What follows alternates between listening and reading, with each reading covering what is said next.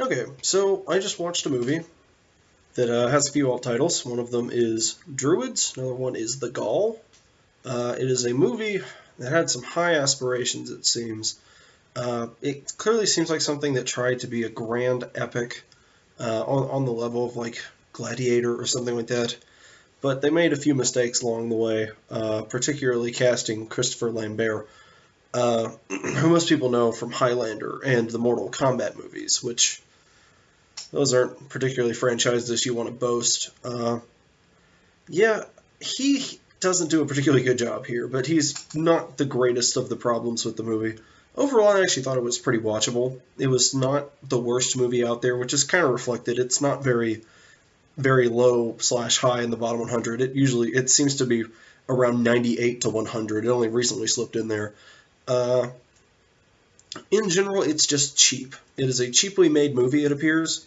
You can notice in a lot of the fight scenes that a lot of the gore and attacks are very creatively done, to where they didn't have to pay much money. Lots of simple impalings that can easily be faked and that sort of thing. It's not written particularly well. A lot of the dialogue's really boring. Feels very stocky. And probably the biggest thing is the hair they put on Christopher Lambert just looks really bad. I mean, it looks sort of like the statues of I don't know how to pronounce this, Feringtarox or something like that. It's sort of the grand sort of Gaul leader who united the tribes against Julius Caesar.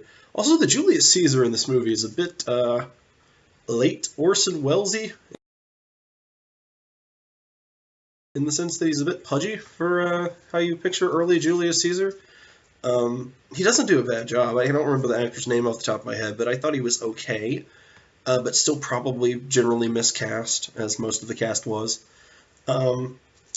There's a bunch of other like little shenanigans sort of things that happen throughout the movie that seem kind of out of place, and there's a lot of bouncing back and forth. And probably my biggest gripe with the whole thing is how it ends. As everybody knows, Caesar's assassinated, the Ides of March and all. So basically, they end the movie with Vercingetorix surrendering to Caesar, and then in voiceover in text on the screen it says, "And then Caesar died. By the way, before that, Vercingetorix died too." So the two main characters are killed off in the post credits. It's like, by the way, they died. The end. Which, I mean, I would have liked to have seen maybe a brief scene, or a brief sort of over the credits Caesar getting assassinated by Brutus and the Senate. That would have been really cool, I think, as opposed to just having text over some hills. I mean, that would have been an interesting comeuppance for a character that you are supposed to hate by the end of it. He is pretty despicable in how they portray him, like slaughters and stuff. Which brings us to the next thing. It's not exactly particularly historically accurate. It's certainly not the worst of that, like if you've seen Noah, which obviously that's not going to be historically accurate anyway, because that's all crap.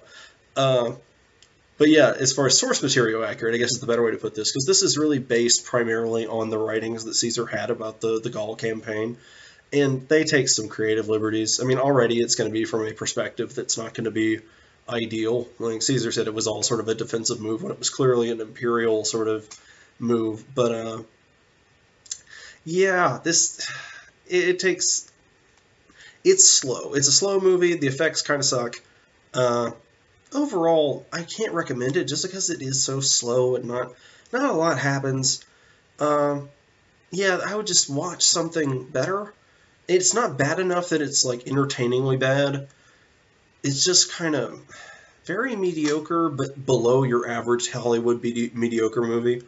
There are better ones out there. I mean, if you want to watch something about the time period that's actually good, I mean, there was HBO's Rome, which is a good series from what I saw. I only saw the first couple seasons.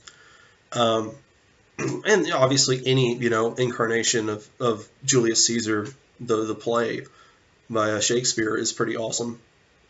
There are better things out there to watch than this if you're interested in the time period. There might even be a better movie just about Vercingetorix, or however you pronounce that. But I don't know. But I would skip this unless I would look up some screenshots of it to look what Christopher Lambert looks like in this movie, because it looks ridiculous. Other than that, just skip it. It's not good.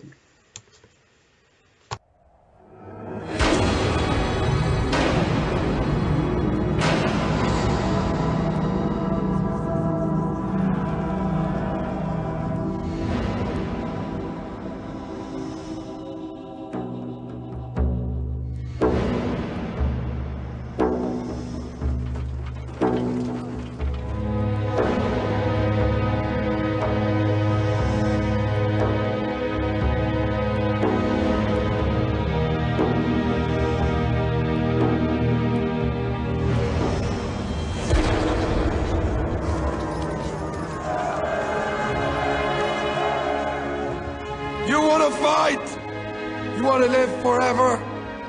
Then I will lead you.